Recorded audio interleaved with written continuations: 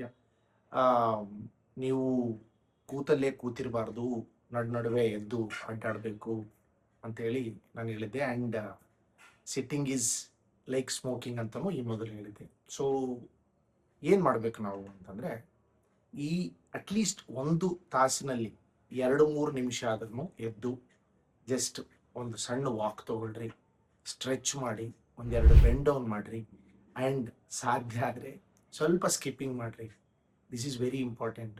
ನಾವು ಬೆಳಿಗ್ಗೆ ಚೆನ್ನಾಗಿ ಎಕ್ಸರ್ಸೈಸ್ ಮಾಡಿಬಿಟ್ಟಿದ್ದೀವಿ, ನಾವು ಮಧ್ಯದಲ್ಲಿ ಏನು ಮಾಡೋ ಕೆಲಸ ಅವಶ್ಯಕತೆ ಇಲ್ಲ, ಅಥವಾ ನಾವು ಕೂತಿರ್ಬೋದು ಅಂದ್ಕೊಂಡ್ರೆ then that is also a problem.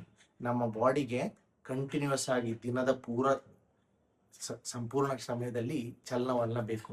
So ಒಂದು ತಾಸಿನಲ್ಲಿ 2-3 ನಿಮಿಷ ತಗೊಂಡು ಜಸ್ಟ್ ಹೋಗುವಂಥ ಒಂದು ಗ್ಲಾಸ್ ನೀರು ತೊಗೊಂಬನ್ನಿ, ಬೇಕಿದ್ರೆ ಒಂದು ಸ್ಟ್ರೆಚ್ ಮಾಡಿ, ಅಥವಾ ಒಂದು ಸ್ವಲ್ಪ ಸ್ಕಿಪ್ಪಿಂಗ್ ಮಾಡಲಿ.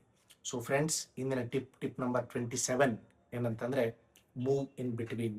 ಸೊ ಆ 2-3 ನಿಮಿಷಗಳ ಮೂವ್ಮೆಂಟ್ ಸಹಿತ ನಿಮಗೆ ಬಹಳ ಸಹಕಾರಿ. ಇವತ್ತು ನಾಳೆ ಸ್ಮಾರ್ಟ್ ವಾಚಸ್ಸು ನಿಮಗೆ ಅಲರ್ಟ್ ಸಹಿತ ಮಾಡ್ತದೆ. ನೀವು ಅಲರ್ಟನ್ನು ಸೆಟ್ ಮಾಡಿಕೊಂಡ್ರೆ ಪ್ರತಿ ಗಂಟೆಗೆ ನೀವು ಮೂವ್ಮೆಂಟ್ ಆಗಿಲ್ದಿದ್ರೆ ಅಲರ್ಟ್ ಮಾಡ್ತದೆ, ಎದ್ದು ಒಂದು ಸಣ್ಣ ವಾಕ್ ತೊಗೊಳ್ರಿ ಅಂತೇಳಿ.